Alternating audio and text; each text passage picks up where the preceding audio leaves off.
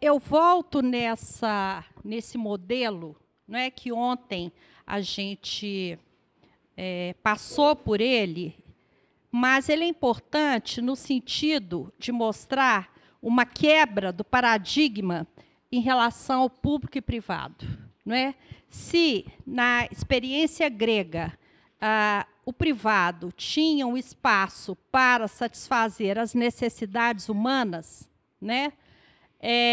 Existia no meio aí uma esfera de fabricação onde eram construídos artefatos para o mundo, né?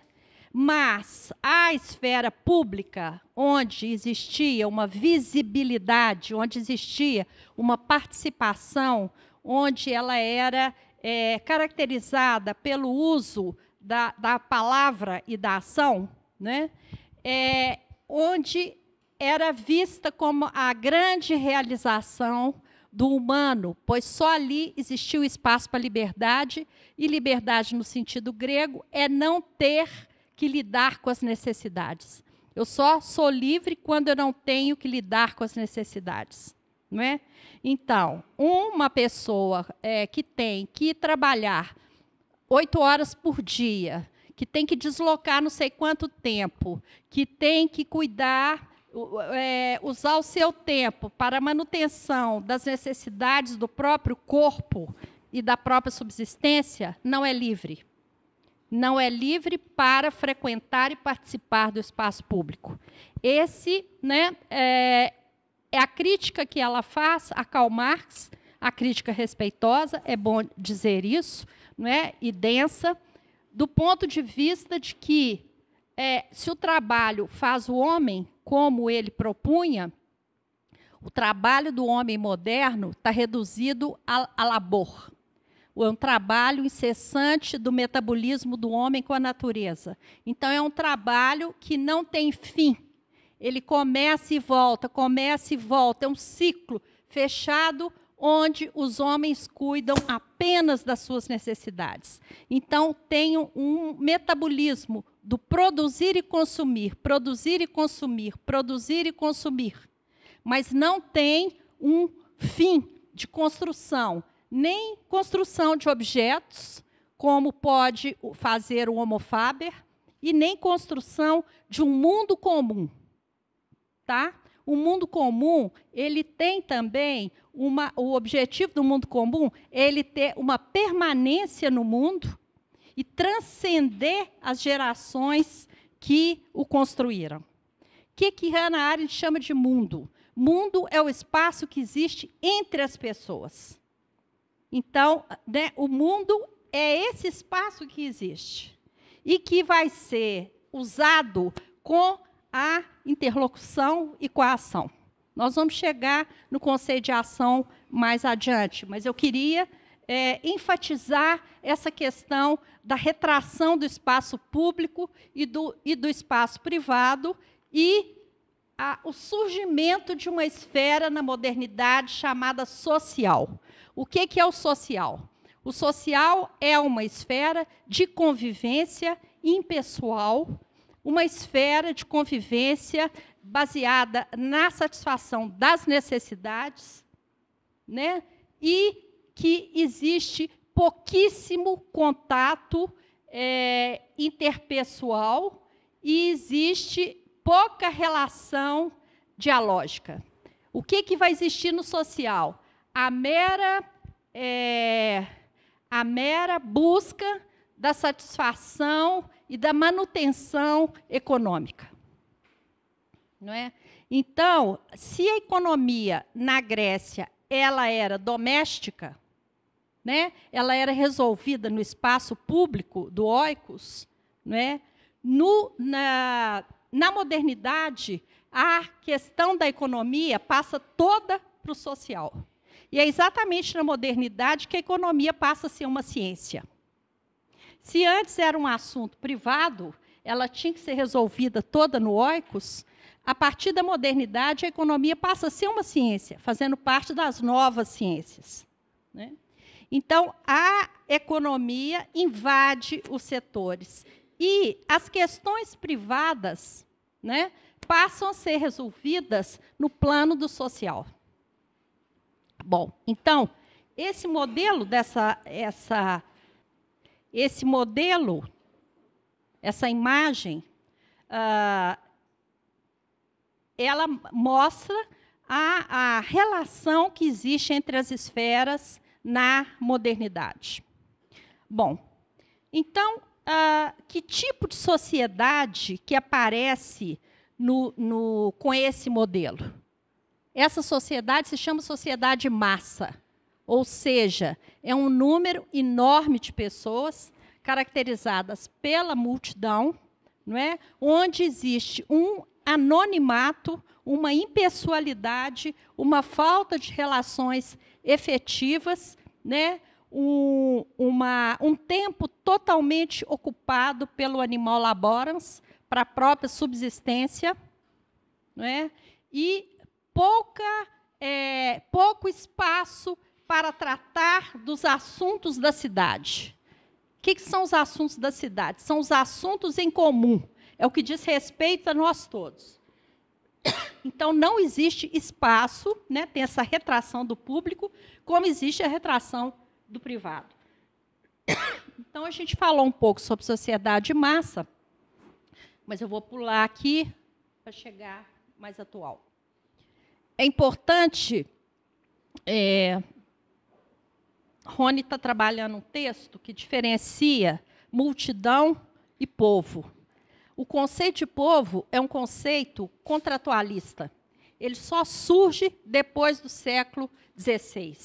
Não é? Então, sempre que pensavam número de pessoas indiferenciadas, falava em multidão. Até no Evangelho, né, as citações nunca falam em povo. Fala Jesus no meio da multidão.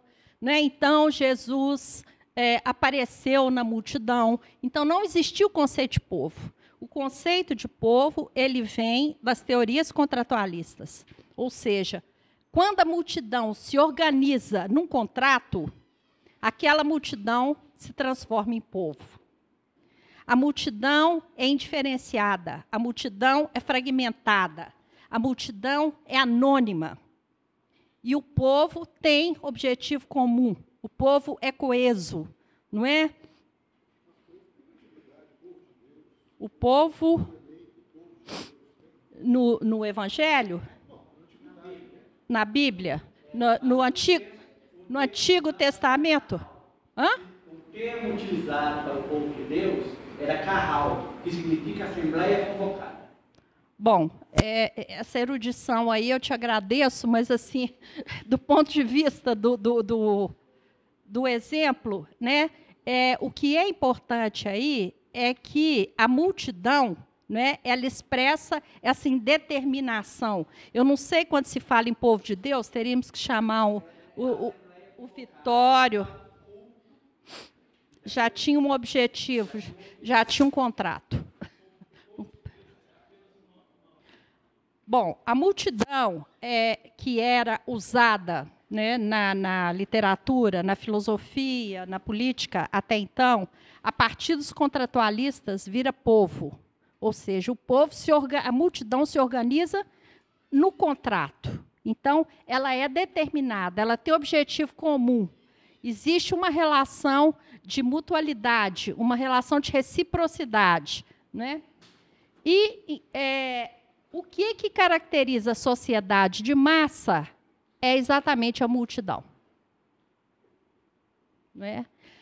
Hobbes usava a imagem para falar da multidão, da hidra de muitas cabeças, a hidra de Lerna. Não é? Então, quando a multidão, ele está falando da Guerra Civil Inglesa, quando a multidão é reprimida, ele não usa reprimida, vamos ver outra palavra. Quando a multidão é impedida, ela se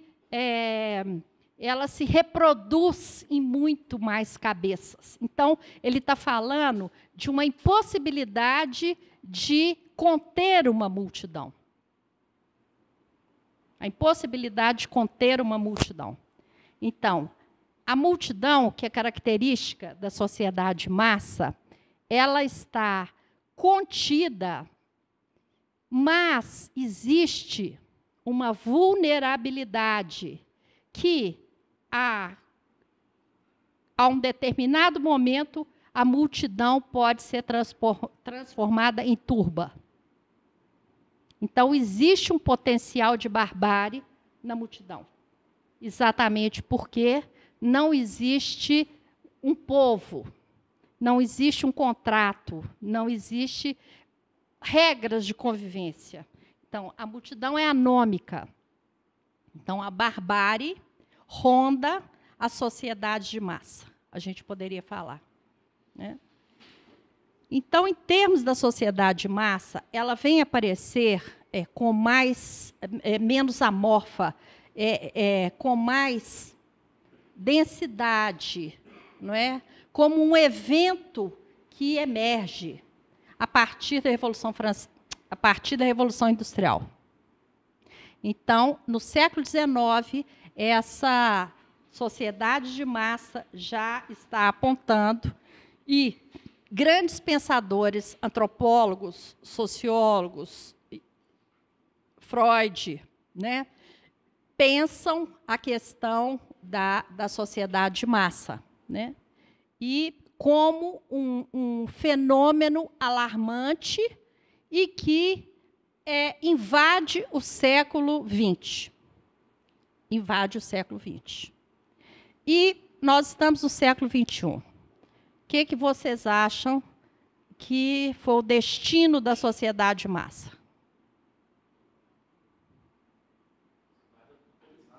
Hã? Está atomizada. Uhum. Átomos, né? Muitos átomos anônimos no meio da multidão, né? Então, aquelas multidões antigas se transformaram em massa. Mas o povo ainda está no horizonte de uma utopia da política. Então, tem uma atualização das multidões hoje, mas nós vivemos numa sociedade de massa. Existem sociedades de massa mais massificadas, não é? Exatamente caracterizadas pelo número, né? Pela demografia, concentração de vidas, né? Em determinados espaços. E o que caracteriza... Não, o estudo mais contemporâneo sobre a gestão da sociedade de massa é o estudo da biopolítica. O que é a biopolítica? É a gestão das vidas. Então, o social é exatamente o espaço biopolítico, onde as vidas são gerenciadas, não é? Então, o que importa numa biopolítica é exatamente o controle, a gestão e administração da vida.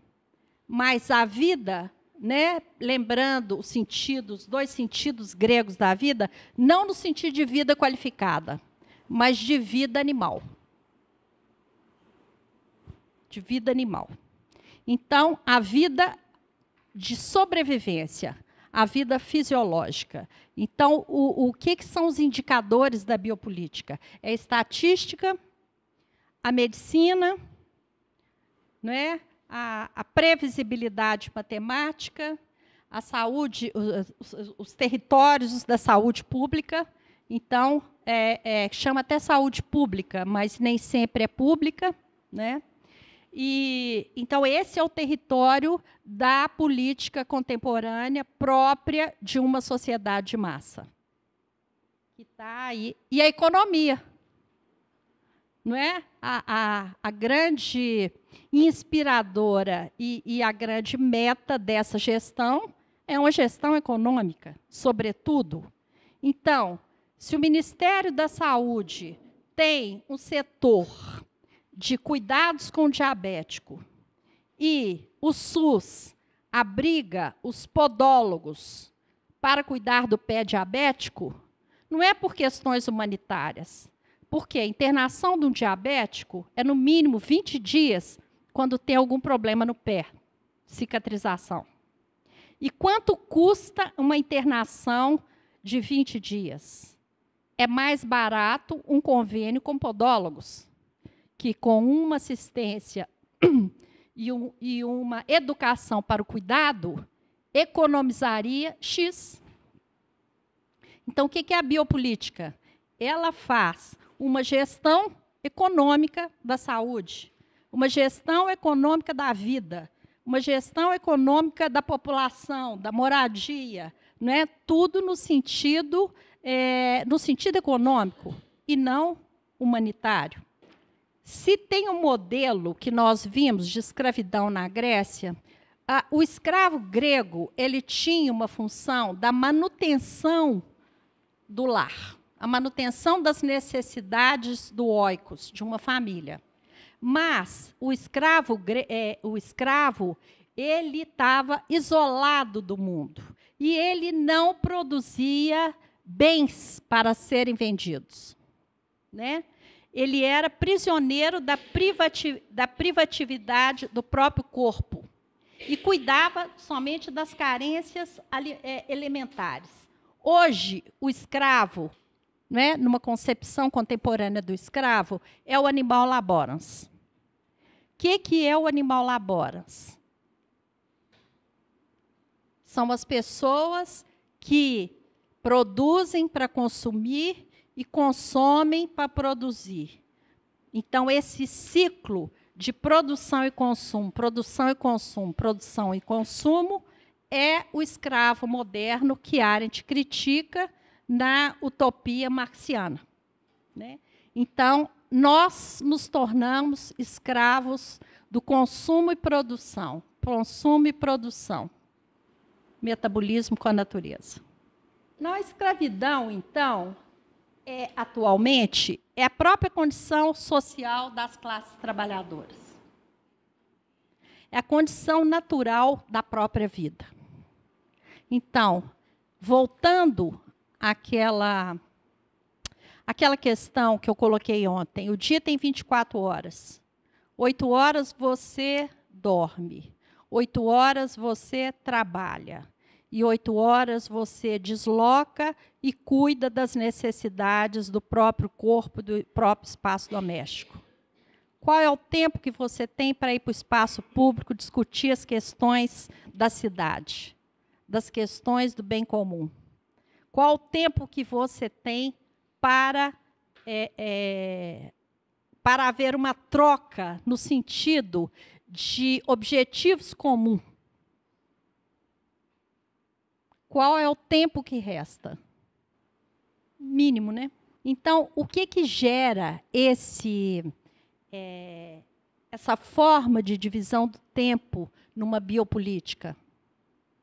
Um cansaço, uma apatia, um conformismo, uma perda de credibilidade, não é, na política, não é, uma indiferença na política, uma passividade, né, vários fatores que não é difícil de constatar, não é difícil de verificar, não é? Então, esse tempo que poderia ser um tempo de discussão do bem comum, é um tempo que é engolido pela resolução das necessidades fisiológicas da sobrevivência. E, numa sociedade como a gente está vivendo, né, neoliberal, esse tempo ele vai dilatando. Então, se você pensar na própria vida, há 10 anos atrás, você marcava de encontrar com seus amigos, com suas amigas, você saía, você recebia gente em casa. Hoje é dificílimo. Não tem tempo. Se você fecha com 3 pessoas, na última hora um desmarca, porque foi chamado para trabalhar. Não é? Sábado já não é mais um dia de descanso. Tem pessoas que estão trabalhando domingo e morrem de medo de ser... Eu conheço pessoas que não tiram férias há muitos anos, porque tem medo de voltar das férias e encontrar suas gavetas esvaziadas e uma carta de demissão. Não é? Então, isso não é uma característica apenas brasileira, né? É uma característica do mundo neoliberal. Há uns anos atrás, teve um suicídio em massa na France Telecom, né? A maior companhia de comunicação na França. 16 pessoas suicidaram, por causa das pressões dentro da France Telecom. Né? Então, pressões de produção, pressões de atingir metas, pressões de exigências, de não cumprir as exigências, alta competitividade. Então, um clima, uma cultura de trabalho altamente tensa, onde o animal laborans, os escravos modernos, né, são submetidos a um tratamento desumano, um tratamento eles são instrumentalizados. Não são pessoas, são instrumentos. Então, a condição dos trabalhadores passa a ser a própria condição natural da vida. Só trabalho e manutenção. A dor e o esforço não podem ser eliminados da condição humana. A boa vida, para os gregos, dos deuses, eles diziam, seria uma vida sem vida. Por quê? Porque os deuses não precisam de cuidar da manutenção. Né? Eles, então, não têm o espaço da necessidade. Então, nas sociedades de massas, os operários estão na condição de escravos domésticos. Uai, gente, já passou por isso.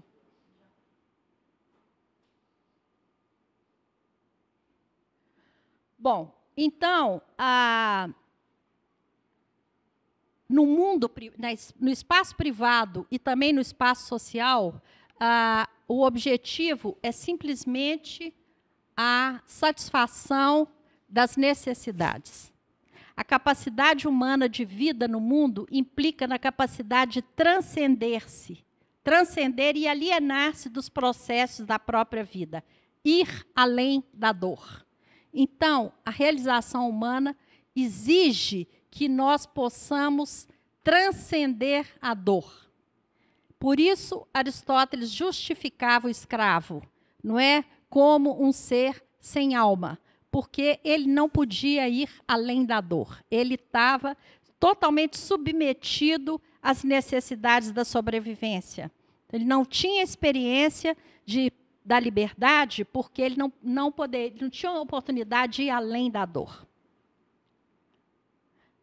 Fabiana, você pode ler para nós essa citação dela, da condição humana? O homem que ignora ser sujeito à necessidade não pode ser livre, uma vez que sua liberdade é sempre conquistada mediante tentativas, nunca inteiramente bem-sucedidas, de libertar-se da necessidade. Por que nunca inteiramente bem-sucedida?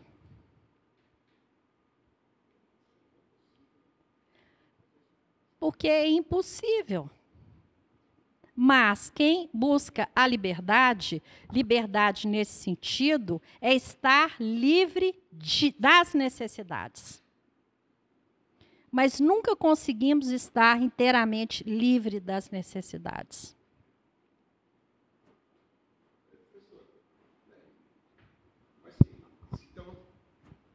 Se a busca é sempre não inteiramente bem-sucedida, então é sinal que a liberdade nunca será alcançada?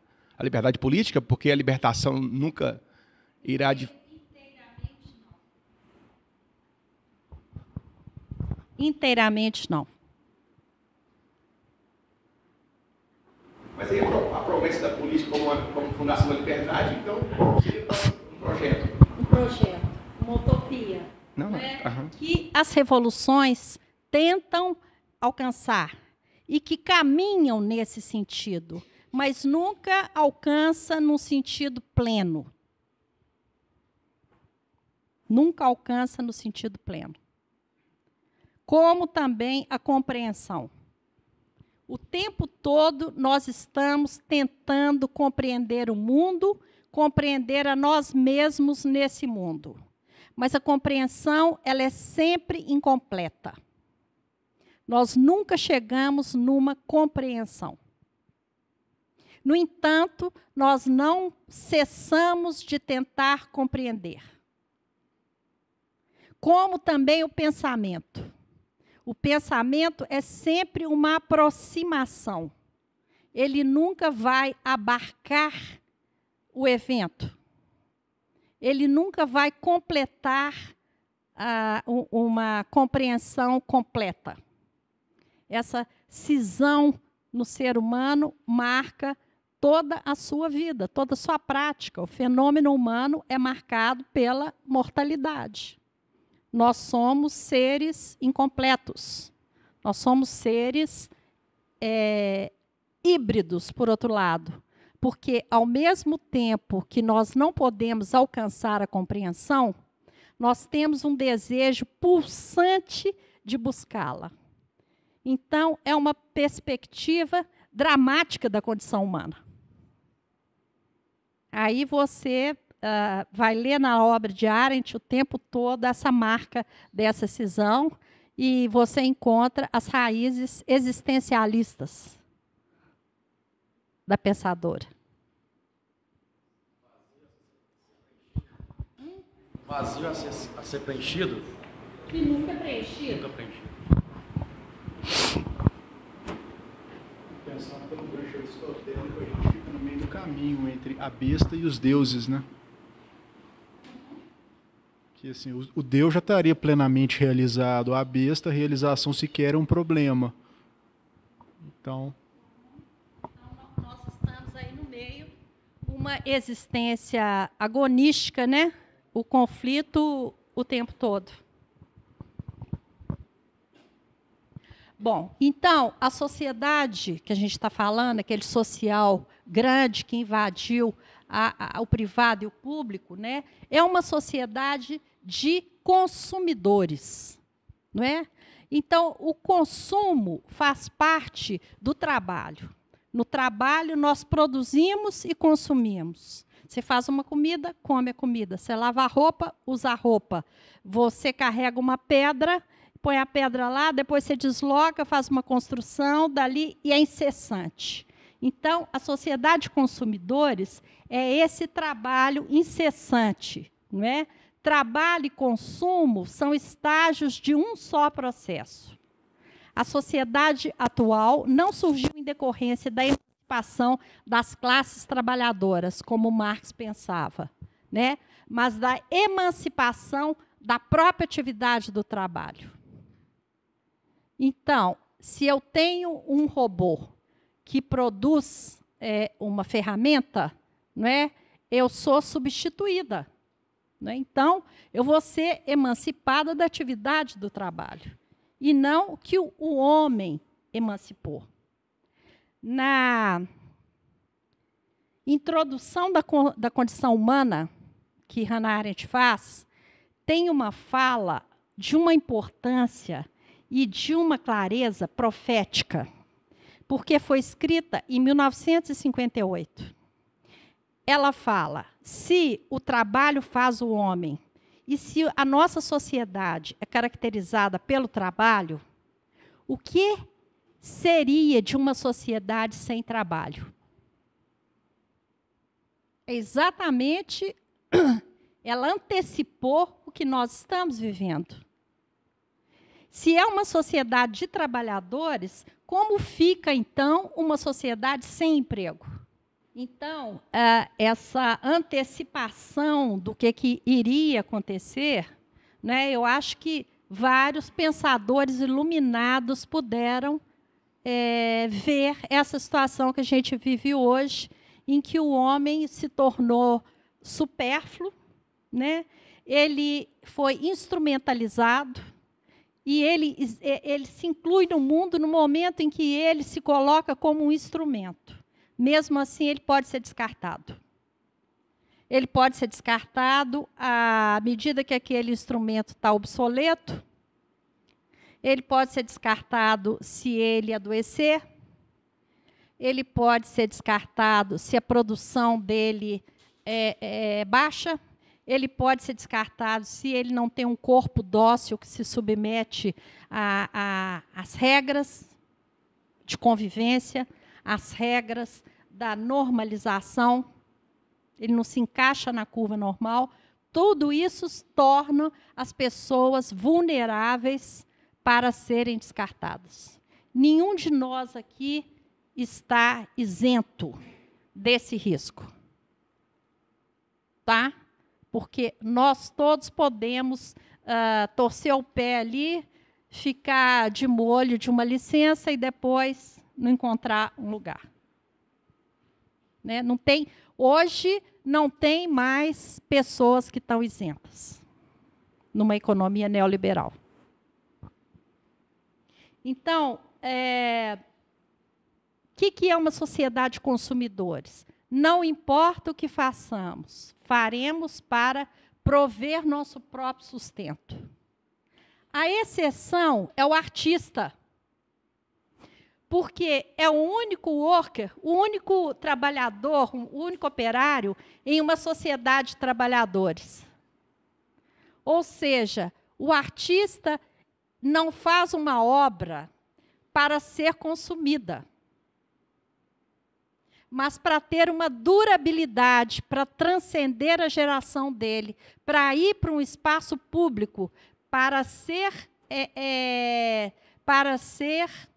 visível à luz pública e para permanecer no tempo, atravessando, inclusive, o seu tempo de vida. Mas a arte tem se tornado meio descartável, está entrando muito no marketing na arte. A gente pode ver isso no caso de Hollywood, que está virando só financiamento, só dinheiro, só sustento. Está perdendo esse quê de uma obra perene. Mas eu pergunto se isso é arte ou é entretenimento. É diferente. Arte e artesanato, arte e lazer, arte e entretenimento. Não é a mesma coisa. Entretenimento é para ser consumido. Você vai lá no cinema, ri, sai. Aí eu pergunto assim, Paulo, o que você viu no filme ontem? Ah, nem lembro, eu ri tanto. Depois eu assisti outro. Então, é consumível. Isso não é arte. Não é? Isso não é arte. As atividades sérias são consideradas, na sociedade de consumo, trabalho. E atividade que não é séria é divertimento. Tá? Quando Arendt fala do filisteísmo, né? O que ela está chamando de filisteísmo? Filisteísmo é uma classe média que ascende, que tem poder econômico e que usa a arte como objeto de consumo. Tá? Que compra livros por metro quadrado. E que, para participar de uma faixa cultural, não é, consome a cultura. Então, viaja para ver um show, viaja para ver um museu, viaja para ver uma ópera, mas é puro consumo. Puro consumo. Nada permanece, nada fica, nada modifica o espectador que teve uma oportunidade de participar daquilo. Não é? Ontem eu citei para vocês uma obra, quem se interessar, eu acho genial, do Agamben, chama Profanações. A profanação, ele vai fazer uma distinção entre profanar e consumir. Consumir é simplesmente você usar e descartar. É exatamente isso que nós estamos falando aqui. Tá? E o profanar é entrar em interação com o objeto. É um termo que vem da teologia. Então, se o sagrado é próprio dos deuses, o profano é próprio dos homens. É do uso humano. não é? Então, a obra de arte numa sociedade de consumo, ela não é mais profanada, ela é consumida, né? Eu fiz o Louvre, eu fiz o d'Orsay, eu fiz o Guimet, né? Depois eu fiz o passeio pelo Sena, eu fiz. Simplesmente consumir. E pus foto no Facebook, não é? E mostra as fotos. Não é? Mostra as fotos. Então, esse tipo de sociedade é puramente de consumo e não de profanação. Porque você ir no museu para viver aquelas obras, você não precisa tirar foto. É uma experiência pessoal. É alguma coisa que diz respeito a uma interação sua com um objeto que tem uma permanência no mundo. É você entrar em interação com aquele mundo daquele objeto. Você não precisa de mostrar. Então, a exibição é própria da sociedade de consumo. Eu estou com dificuldade, tendo dificuldade de compreender essa dicotomia, não sei se a senhora está fazendo, né?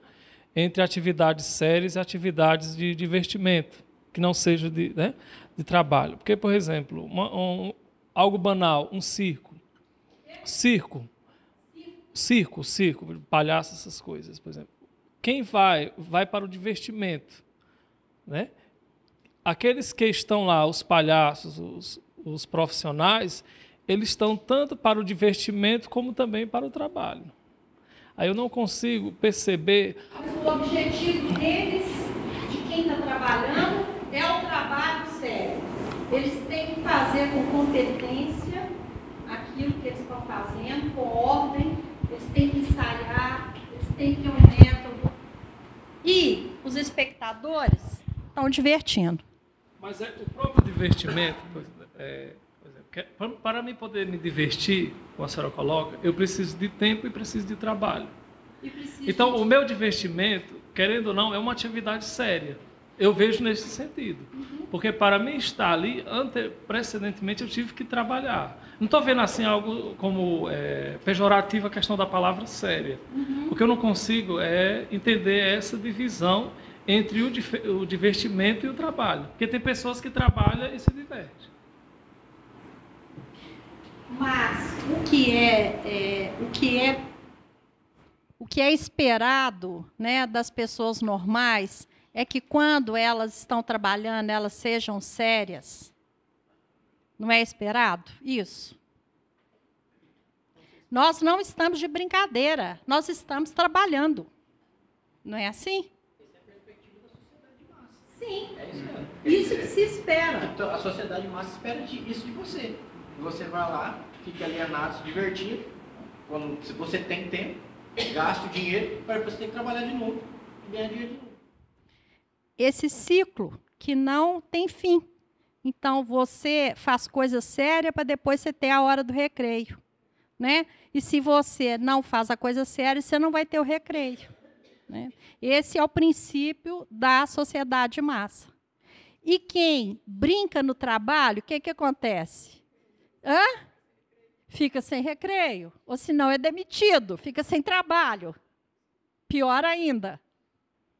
Bom, então entramos aqui na questão do divertimento, do entretenimento e do lazer. Então, na sociedade de massa, nós temos essas duas perspectivas, trabalho e lazer, só.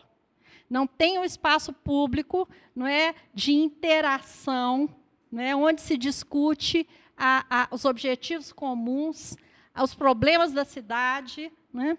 Então, as horas vagas do animal laborans jamais são gastas em outra coisa senão em consumir.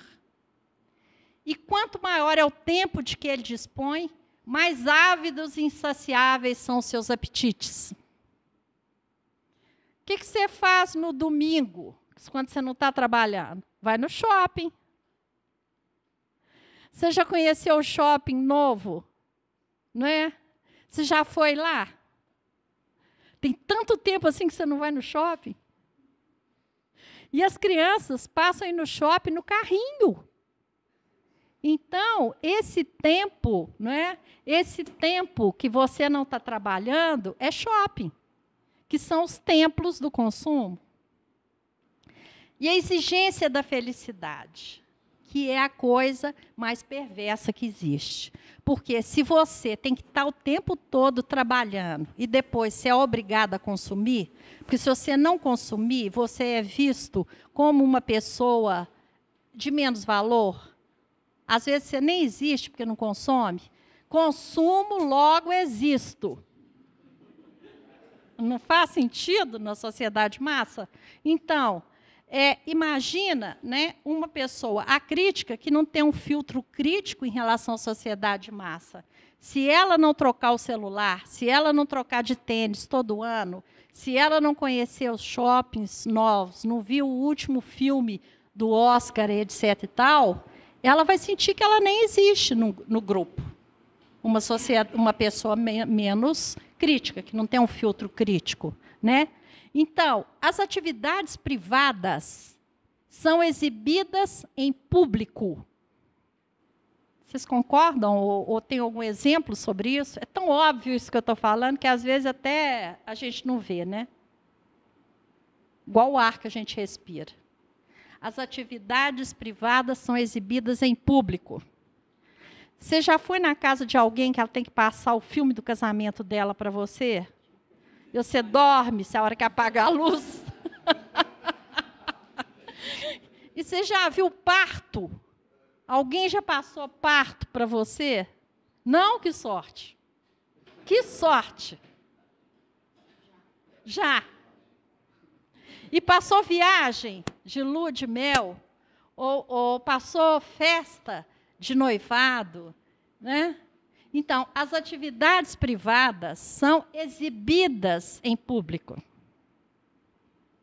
Né? Isso é próprio da cultura de massa, porque exige que você seja feliz. Aniversário do cachorro, que é um novo evento da sociedade massa. Está achando que é piada, Fábio? Fabiana já foi. Ah, bom. Ah, tá. Professor, de associar isso ainda com a interação dos meios digitais, as redes sociais que exacerbam isso daí, né? E isso se torna depois essa exigência da felicidade, de quando você vai ver a vida do outro pela rede social, você vê, olha como que a pessoa tá feliz, né? Tá sempre só assim, feliz. né? É sempre assim. Só feliz. Então, é uma indústria da inveja. Porque você está triste, mas todo mundo em torno, todos os Facebook que você conhece, está todo mundo feliz. Todo mundo tem, por que eu não tenho? Só eu que não? Todo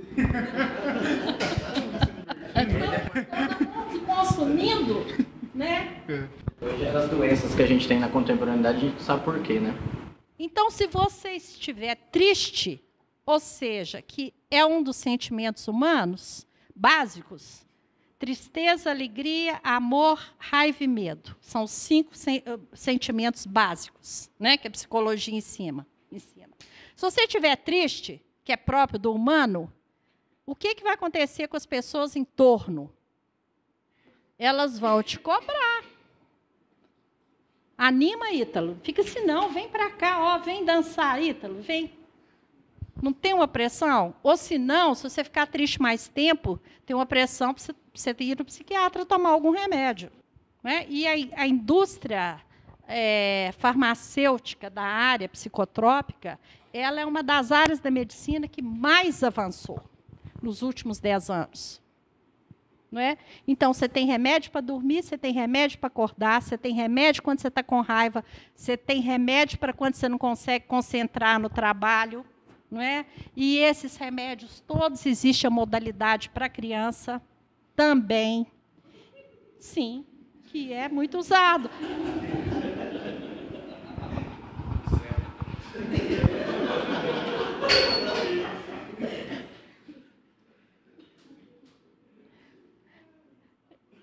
A Ritalina, que é um remédio muito usado para a dificuldade de atenção, né?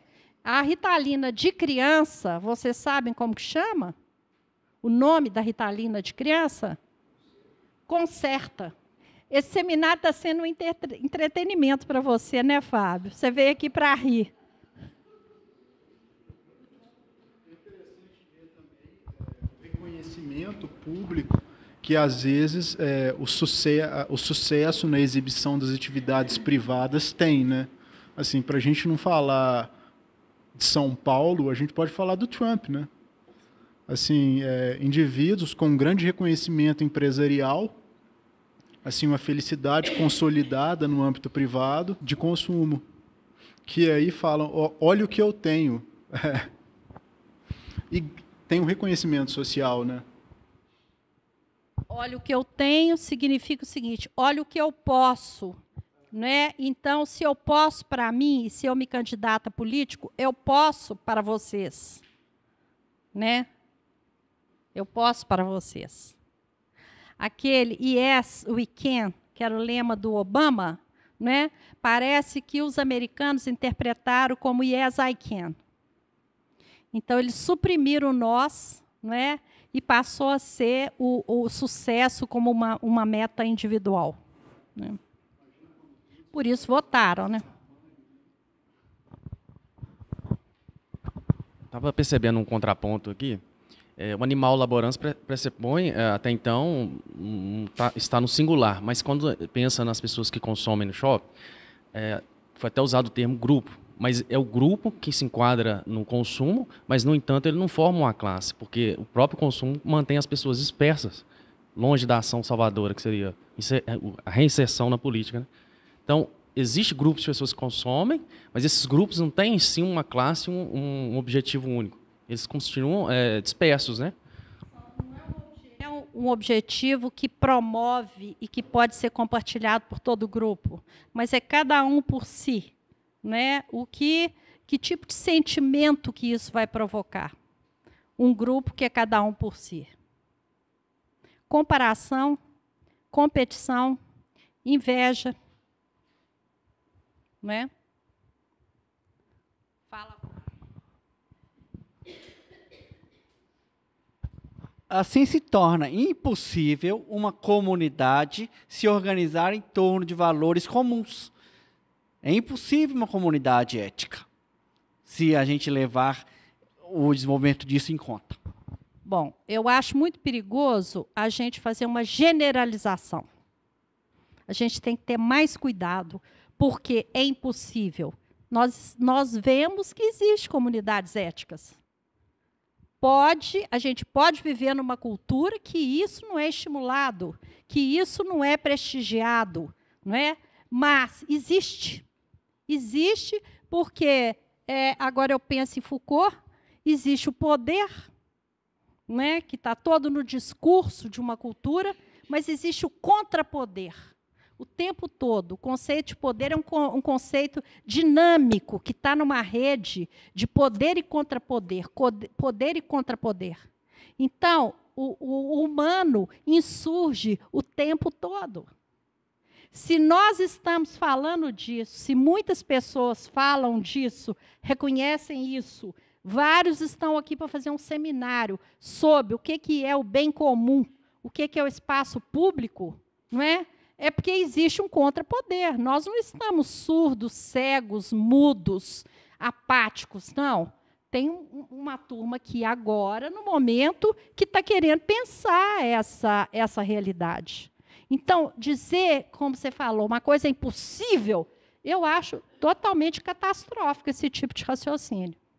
Muito perigoso, que é o que a gente chama de preconceito. Ou seja, você faz uma generalização com poucos dados. Então, quando a gente faz uma afirmação, não pode ser uma afirmação generalizante, senão você corre o risco de cair no preconceito. Que é também uma característica do pensamento numa sociedade de massa, que é exatamente a ideologia da sociedade de massa. As afirmações estão todas prontas. Basta você consultar os manuais. Os estereótipos são exatamente generalizações com poucos dados. Deixa eu só fazer uma defesa do Fábio aqui. Eu acho que o que ele percebeu foi, ele teve uma intuição de que esta lógica não permite a formação de comunidade ética. Isso é absolutamente verdadeiro. O que não quer dizer, que é o que você está falando, que a gente precisa estar sempre, o tempo inteiro, submetido a essa lógica. Ela rege a esfera objetiva do mundo, né? Mas a gente tem uma possibilidade de emancipação dela. O que o Fábio percebeu, acho que é isso, acho que é correto. Dentro dessa lógica, não existe possibilidade de comunidade ética. Sim, mas dentro dessa lógica existe um ser humano, não são objetos que seguem a lógica. Mas o ser humano subverte, mesmo sem ter consciência. Mas quando eu falo emancipar, eu penso numa consciência, não? Sim, a consciência está ali, mas essa lógica, enquanto você está inteiramente submetida a ela, ela trabalha contra a consciência. Isso. Exato. Então é isso. Então eu estou só conciliando o seu ponto de vista com o do Fábio. Ele intuiu certamente, né? O absoluto dessa lógica impede comunidade ética, impede pensamento no sentido da Hannah Arendt, né? É só o pensamento padronizado, mas não reflexivo. Mas nós não estamos condenados fatalisticamente a ficar sempre sob o jugo dessa lógica. Há possibilidade de emancipação. Inclusive, nós vamos chegar na última parte, o sentido da política, que é a liberdade, que é exatamente a espontaneidade da liberdade. Ela eclode. Então, não posso dizer que está tudo dominado, porque existe um potencial de subversão que vem da liberdade. Eu posso até não estar tentando ser livre, mas vem, espontaneamente eclode. Não é? E nem sempre individualmente, às vezes em grupos. Não é? Quando a Arendt fala das correntes subterrâneas da história, não é? Ela está falando que tem um potencial que não é visível, que está o tempo todo acontecendo e que emergem. Não é nada Deus ex machina, não é um milagre que vem de fora, mas alguma coisa inteiramente imprevisível que pode romper uma lógica perversa dessa, mesmo numa sociedade massa. Não é?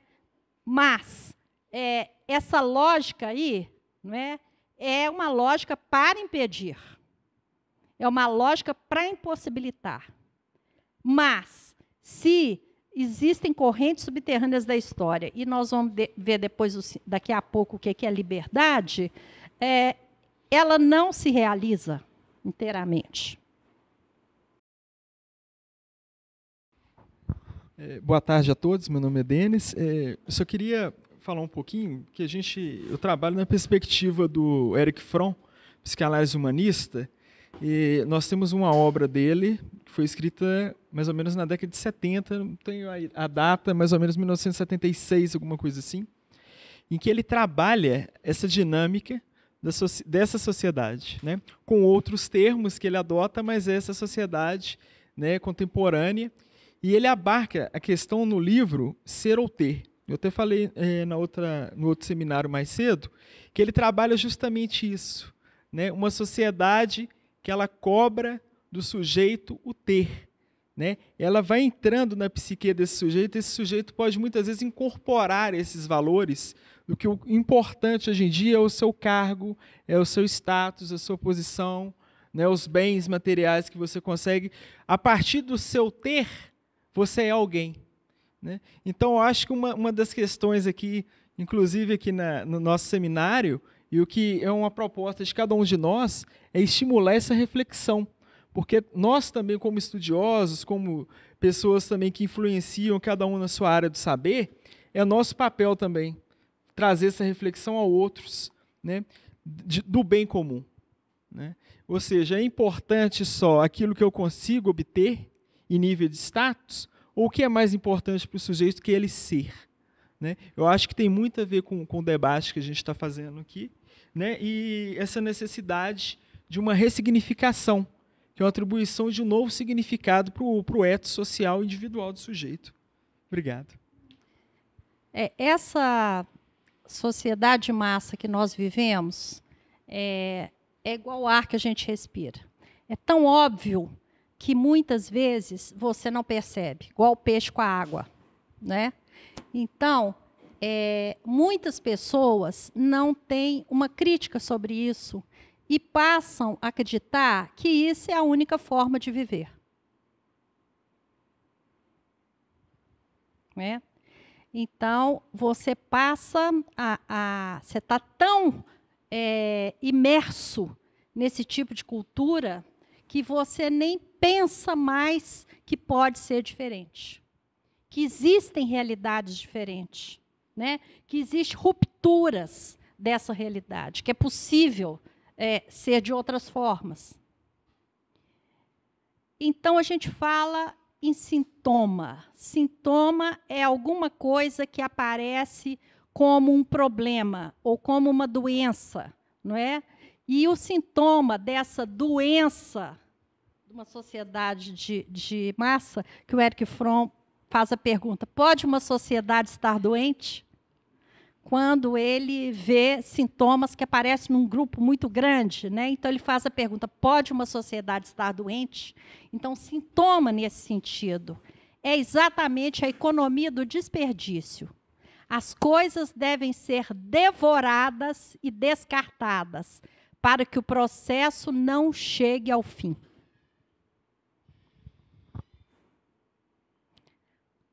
As coisas devem ser devoradas e descartadas.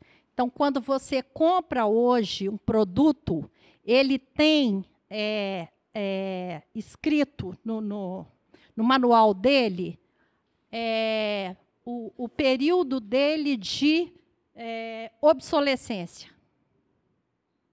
Então, já é programada a obsolescência de um aparelho eletrodoméstico. Vocês já observaram isso? Então, a produção numa sociedade de massa é toda programada para a obsolescência. Para quê? Para você comprar outro. Porque a máquina capitalista não pode parar. Então, o objetivo é continuar a consumir. E o que você faz com aquela geladeira? Joga no lixo. O que você faz com aquele carro? Joga no lixo. Eu tinha um sofá que eu adorava, era antigo. E eu chamei um estofador, pedi um orçamento, ele fez o estofamento. Ao final, ele falou assim, olha aqui, vale a pena não, vai no Pontei em janeiro, que tem liquidação, a senhora compra um novinho.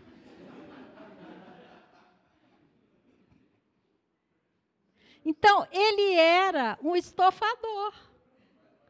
Então, todas essas profissões que fazem reforma, restauração, manutenção, elas estão fadadas a serem extintas. E qual que é a profissão mais valorizada em termos de aptidão numa sociedade de consumo? O vendedor. Porque ele faz a máquina girar. Ele faz a máquina capitalista girar. E você pode vender qualquer coisa. Você pode vender um objeto, você pode vender uma ideia. Engraçado, eu escutei essa semana uma entrevista falando do ocaso da profissão de vendedor, porque agora você faz a compra virtualmente, então o vendedor está fadado a desaparecer também. Virtual. E o vendedor humano tá ficando. Não é? Então, a descartabilidade do ser humano, que a Arendt chega na conclusão, no fim do Origens do Totalitarismo, quando ela pergunta o que seria a banalidade do mal. E ela chega, um dos pontos que ela chega é o seguinte, quando o ser humano é descartável. Né?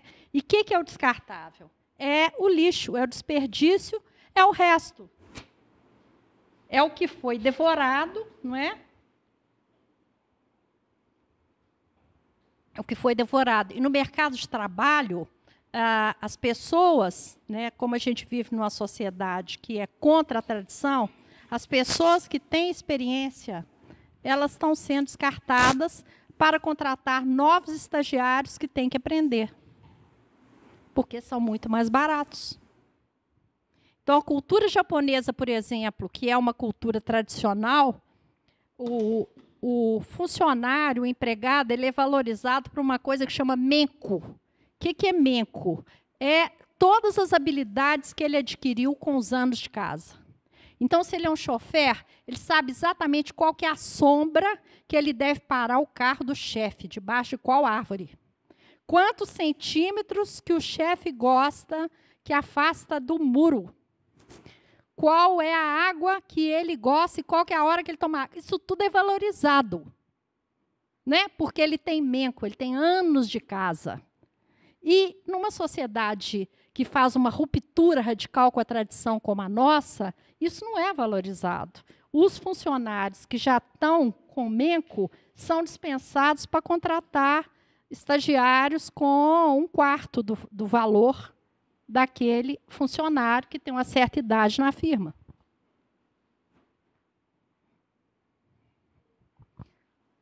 Então, o sintoma aí é a economia do desperdício. O que é a economia do desperdício? É o excesso de sobra, né, que gera esse tipo de sociedade. Então, o excesso do lixo.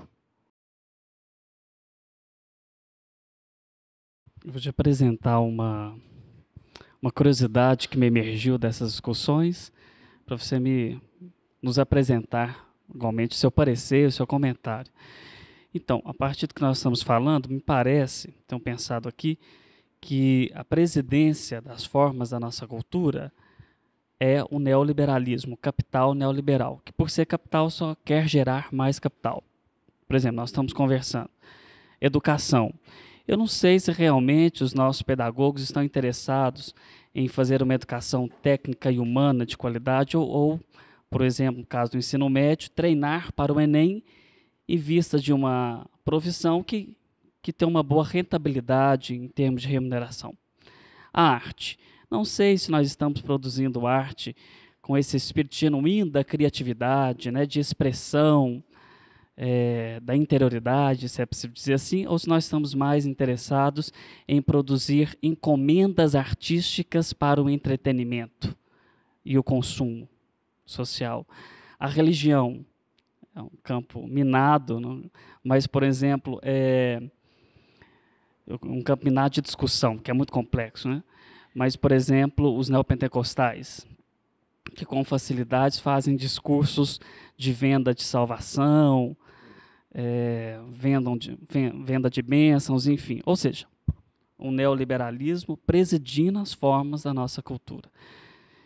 Isso tudo faz com que nós não tenhamos uma relação humanizada para o bem comum, mas uma relação instrumental, que, aliás, é uma grande característica da modernidade, né? A razão instrumental, a razão do progresso, a técnica que vai emancipar a civilização, nós vamos ser felizes para sempre. Depois da contemporaneidade, os mestres suspeita e outros nos ajudaram a duvidar, falaram, eu acho que não é bem isso.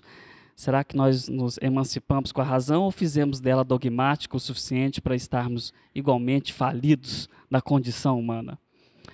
Então, como pensar esse modelo econômico que ajuda pouco a gente ser gente, em termos aristotélicos, da virtude, né? Exercitar o que nós temos de melhor da nossa razão. Difícil isso, né? Não sei, você pode nos dizer. Um gancho na sua fala, né, para passar para a nossa segunda parte. Diante dessa realidade, e Arendt, no contexto dela, diante de uma realidade pós-totalitária histórica, mas os totalitarismos históricos tinham acabado, mas a herança totalitária persiste na nossa sociedade, não é? Inclusive sob forma de uma ordem econômica que você explicitou muito bem, né, em vários campos da cultura, a pergunta dela é essa: será que a política ainda tem algum sentido?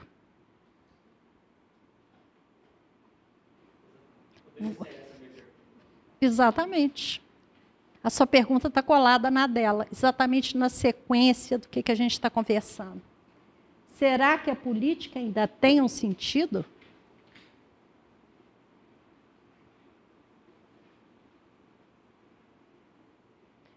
Se fôssemos responder pelo manual da estereotipia, da curva normal, a resposta é totalmente previsível, né? Mas vamos tentar usar a nossa liberdade para pensar. Bom, liberdade para Arendt é a própria ação política, né? Então, a polis grega baseou-se na liberdade entre iguais. A polis surge como um espaço onde a distinção entre governantes e governados não fazia sentido, onde todos aqueles que igualmente obtiveram libertação das necessidades vitais podiam tornar-se livres, podiam participar e construir um mundo comum através de feitos e palavras. Então, nesse sentido, a liberdade não era nem obtida no relacionamento consigo mesmo e nem no enclausuramento em si mesmo. A liberdade só é obtida junto com os outros. Por que a liberdade só é possível em comunidade?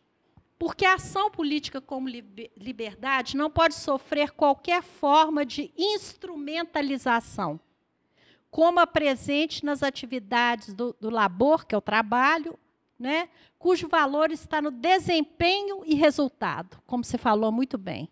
Desempenho e resultado, só. Né? Então, as encenações públicas, né, o teatro grego, por exemplo, ele tinha uma inserção da privacidade, da inspiração, da arte, da produção na vida comum. Ele falava dos sentimentos que eram comuns à comunidade. Falava de emoções que comunicava com todos no mundo comum. Então, era algo da vida pessoal, da vida privada, que era levada para o espaço público, à medida que ela era comunicada com os demais e servia como um patrimônio daquela cultura, que persistiria depois da morte dos atores e dos autores. Não é? Então, a experiência política romana da fundação está por baixo da noção de liberdade de Santo Agostinho. E a ideia de liberdade de Santo Agostinho, ela é a ideia que ilumina toda a concepção de condição humana da Hannah Arendt e de política. Por quê? Na Cidade de Deus, Santo Agostinho fala que Deus criou o mundo. Deus criou as plantas, os animais, as montanhas, ele criou o mundo. E criou o homem para dar início ao mundo. Então, Santo Agostinho distingue princípio de início. Então, Santo Agostinho é o grande inspirador de Hannah Arendt. A tese de doutorado dela, aos 23 anos, é o conceito de amor em Agostinho. Ela não fala Santo Agostinho, ela trata Agostinho como um pensador, e não o grande teólogo, o santo. Né? Então, Agostinho, para ela, é o grande conceituador da sua obra, que marca toda a sua inspiração para o resto da vida. Porque a concepção dele de homem é a concepção do ser livre. Deus criou o mundo, mas colocou o homem para dar início ao mundo. Mundo no sentido arendtiano, de construir esse espaço entre os outros. Né?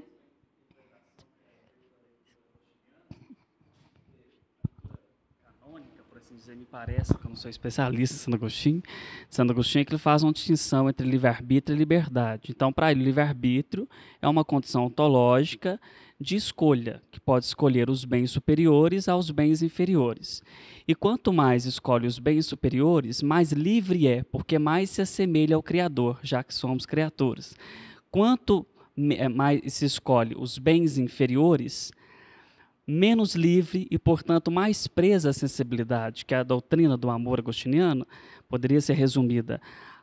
Amar é um perigo, ou uma corrupção. Amar mais o que deveria amar menos, e amar menos o que deveria amar mais.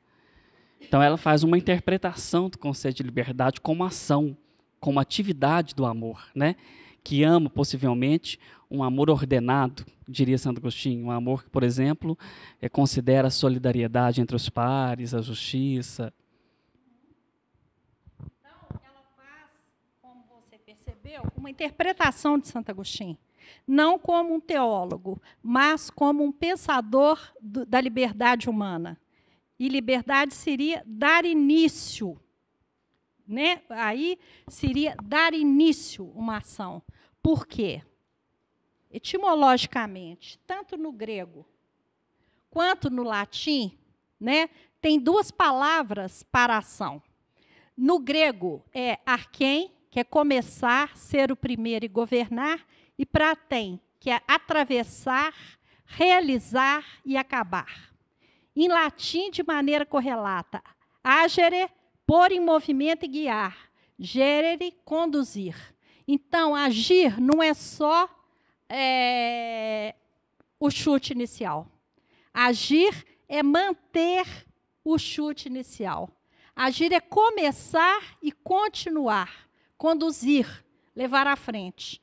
Então, se Deus, o Criador, criou o homem, é para ele continuar. E isso é o ato de liberdade.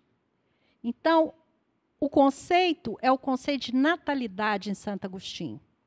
O homem tem dois nascimentos. No primeiro momento, ele inicia e, em seguida, ele sustenta.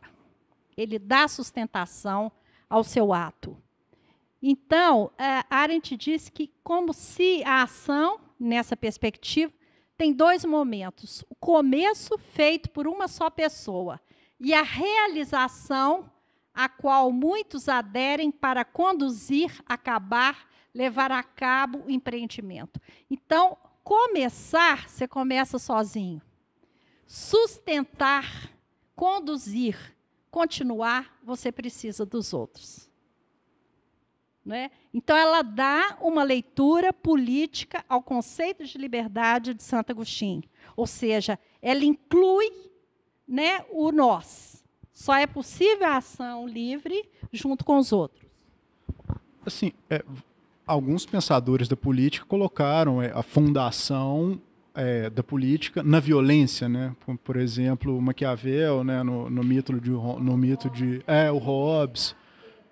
Assim, para Arendt é claro que a violência é um elemento pré-político, né? Não diz respeito à política, mas existe, ela coloca a possibilidade de haver um ato de violência no momento da fundação da política, ou seja, pré-político, porém que vai abrir a política ou não? Assim, sequer na fundação haveria esse espaço. Se você pensar na fundação como revolução, próprio das revoluções, ou seja, é uma ruptura com a tradição. Não é? É uma ruptura com o paradigma. Então, se você pensar a ruptura como violência, você pode pensar uma violência na revolução, na fundação. Porque está fazendo uma ruptura para criar alguma coisa. Quando você inicia alguma coisa, você está rompendo com algo. Sempre. Né?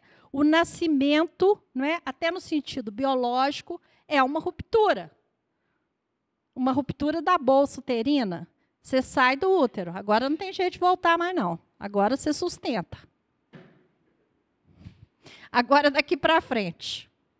E você precisa dos outros. Até do ponto de vista biológico, né? Você precisa dos outros. Então, se você pensar ruptura como violência, ela está lá na fundação. Né? Arendt, às vezes, tem muitas críticas a ela, no que se refere à importância que ela dá ao ato fundador. E a pouca importância que ela dá à sustentação das instituições, ou seja, o processo de institucionalização, não é? Ou seja, a estrutura de sustentação do poder, que o Maquiavel dá uma importância muito grande, né? Como que se sustenta o poder, ela não dá. Ela dá uma importância filosófica à natalidade, a essa potência humana de romper com a tradição, criar algo inteiramente novo, não é? E introduzir isso no mundo. A possibilidade é junto com os outros. Então, ela dá uma interpretação política ao conceito de natalidade do Agostinho, do Santo Agostinho, que ela fala Agostinho.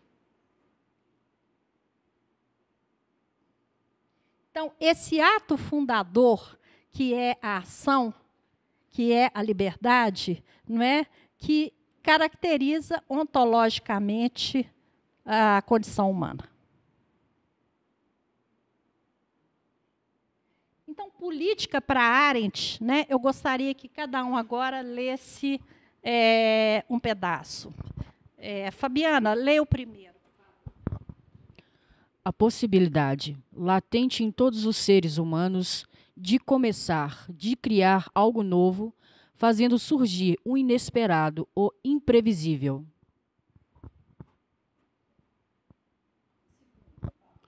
A ação política nunca se realiza no isolamento, sempre é uma ação em conjunto, configurando um acordo entre iguais. Dessa forma, por mais que o início seja obra de um único indivíduo, há necessidade de outros para que a ação seja concluída.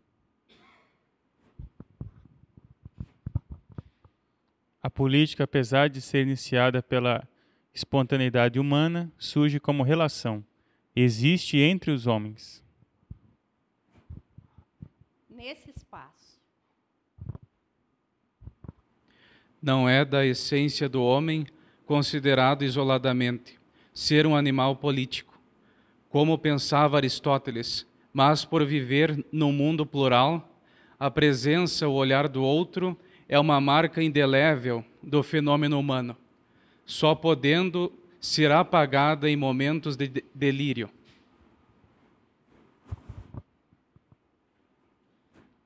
O que ela está, que ela se refere em momentos de delírio?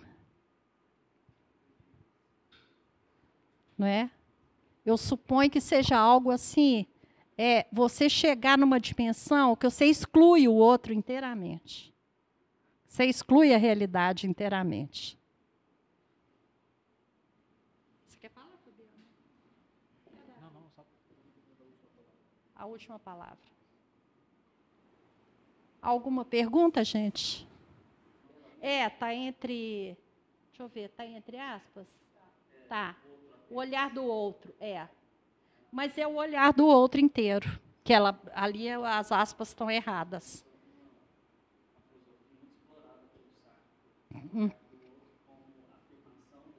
Uhum. Para ele também, Heidegger, né, poderia ser, é determinante na constituição do sujeito.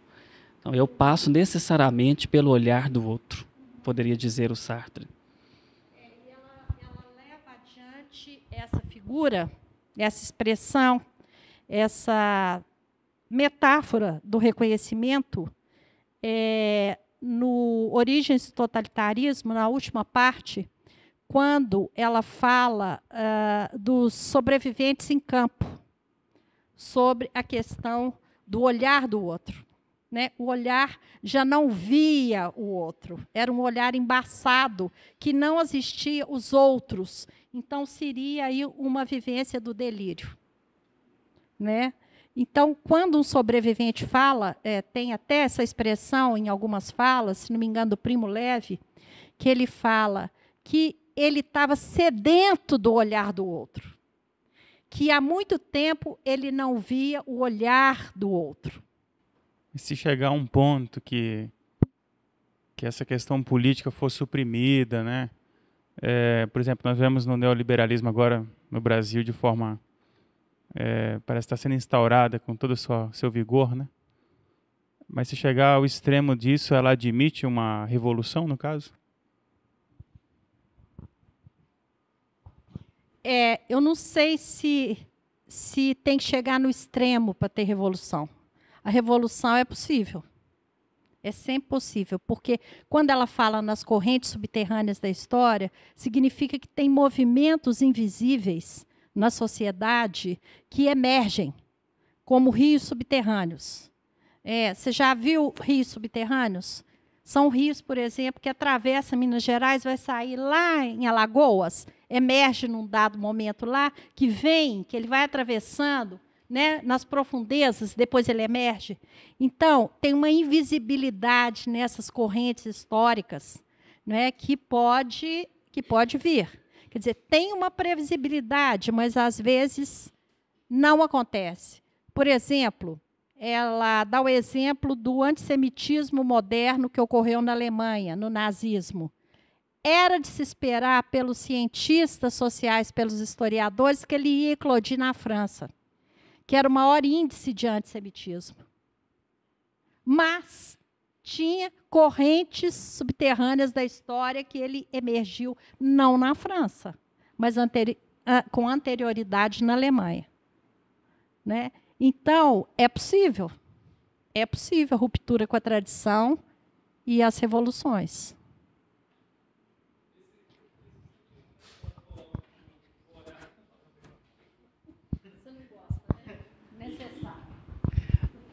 Não, nesse sentido do olhar do outro que a senhora coloca, a necessidade do olhar, ela coloca no sentido do outro como cooperador de uma mudança ou do outro no sentido de funcional?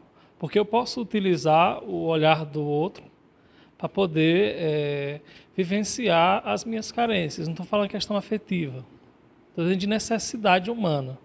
Né? Como é que ela entende esse olhar do outro dentro da perspectiva política, né? de ação dentro da comunidade. Eu suponho que o olhar do outro confere um lugar para mim no mundo. Então, se você pensar no olhar do outro do ponto de vista do desenvolvimento infantil, por exemplo, o bebê, ele busca o olhar da mãe, né? A gente vê várias fotos do bebê ele amamentando, ele busca o olhar da mãe. Né? Então, a criança busca o olhar do outro. Isso é visível na criança, porque nós já temos mecanismos de dissimulação. Né? Às vezes isso não aparece, mas na criança isso é muito evidente, né? Essa busca do olhar do outro. Ele precisa daquilo para ele se reconhecer no mundo. Não é? Então, você baseou... Claro. A senhora disse, respondendo, Ângelo, que as correntes subterrâneas da história geram uma revolução porque é uma ruptura com a tradição. Mas qual tradição? A moderna, porque ela não resgata os gregos e os romanos para fundar. Então, é uma ruptura com a tradição moderna, ou pode ser que é uma ruptura com a tradição como um todo? Qualquer coisa que está funcionando como tradição naquele momento. Exatamente, no sentido de forças hegemônicas. Foi boa a ideia, que estão preponderando naquele momento. Se no momento de Arendt era o terror totalitário, na colocação que ele fez, é exatamente essa persistência e esse vigor de uma sociedade neoliberal que está dando forma, dando contornos à cultura que a gente está vivendo. Não é? É mais do que a sociedade, já pega também a religião, o ensino, a arte, as relações, já tem uma cultura. Né? Então, ela está diante do terror totalitário, que ela dizia que não podia ter acontecido. Ela falava, isso não podia ter acontecido. Porque fez com que o medo e a solidão atingisse a todos, até mesmo aqueles que os apoiavam, destruindo, assim, qualquer espaço comum. Então, ela põe esse terror totalitário como destrutivo e autodestrutivo. ele tinha também uma capacidade de se autodestruir. Veja só, a política está totalmente corrompida, porque ela autodestruindo, porque ela deixou de ser um serviço para o povo, né, para a organização do bem-estar social, para ser um serviço dos interesses privados, corrompendo, portanto, o próprio estatuto da política. E quem faz o patrocínio disso? Mais uma vez, na minha interpretação, é o capital. Eu não vou fazer política porque eu estou interessado no bem-estar social. Estou interessado nos meus interesses privados. E nas minhas negociações e manobras políticas estão a fim desses interesses privados. É o que nós estamos assistindo no cenário. Exatamente. Dos alinhados, né? O contexto que te faz pensar o sentido da política é esse, o contexto que a fez pensar é do terror totalitário. E você está fazendo uma conexão. A gente pode pensar que esse capitalismo selvagem, né, ele é um terror, e ele é herdeiro desse totalitarismo também. Né? Tem. A política, na concepção de Arendt, é a criação do novo, do inesperado, é ação plural, resultado do amor ao mundo. Então, quando ela fala do amor, ela não está falando de humanismo, ela não está falando do amor aos homens. Ela fala do amor ao mundo, porque o mundo é comum. Né? O mundo é comum. Quando um teólogo lá da Universidade Hebraica, Gerson Scholem, escrevem para ela e fala, mas você, quando escreve Eichmann em Jerusalém, você não teve nenhum amor ao povo judeu. Ela responde, você tem razão. Eu não tenho amor a nenhum povo, a nenhuma classe, nem ao povo alemão, nem ao povo francês, nem à classe operária. O meu amor é o amor ao mundo. Porque o mundo não é de ninguém. O mundo é de todos os homens. Então, esse cosmopolitismo dela, esse amor ao mundo, ela herda de Kant. Né? Então, Kant é o grande herói da filosofia política de Arendt. Né? Ela funda o conceito filosófico em Santo Agostinho, mas toda a orientação política dela é de Kant, porque Kant não pensava que a política é para alguns. A política é de todos os homens. Todos os homens podem opinar. Não é? Não pertence a nenhum povo. Né? Pertence a todos. E, só um instantinho, que a gente está no avançado da hora, eu preciso de... Então, outra coisa, né?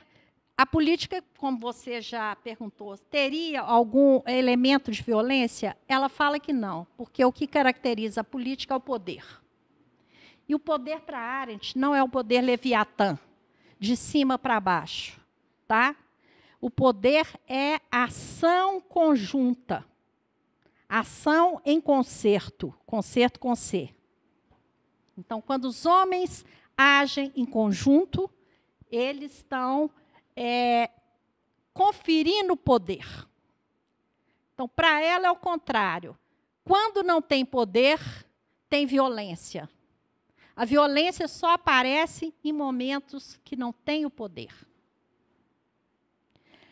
E, bom...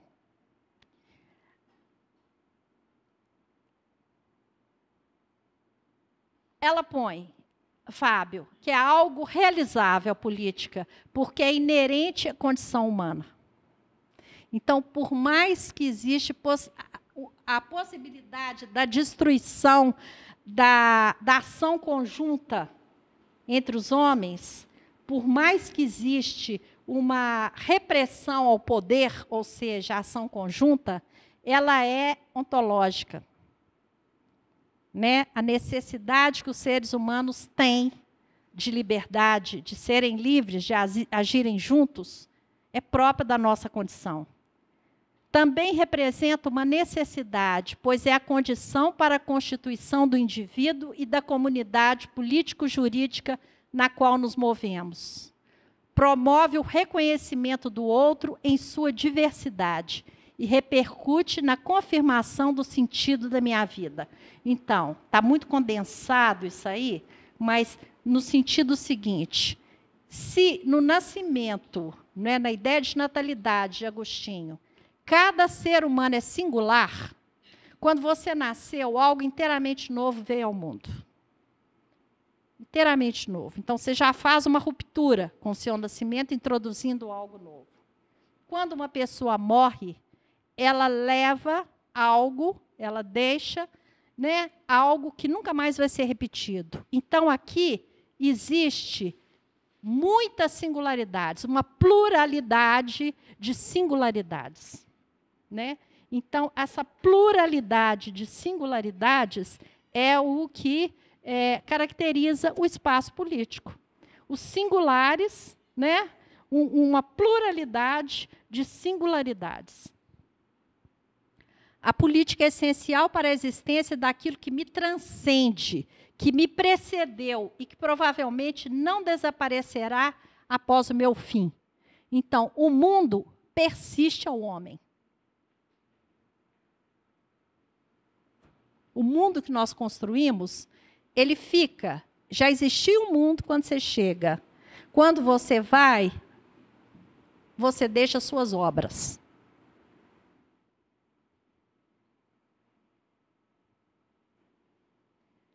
Então, o bem comum. Ítalo, você pode ler para nós o que é o bem comum?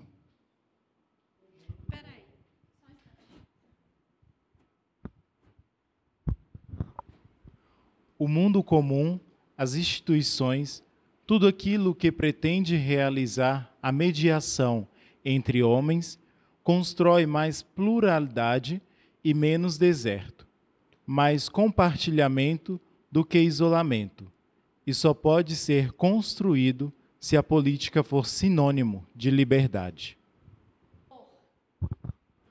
Ordenado por uma censura,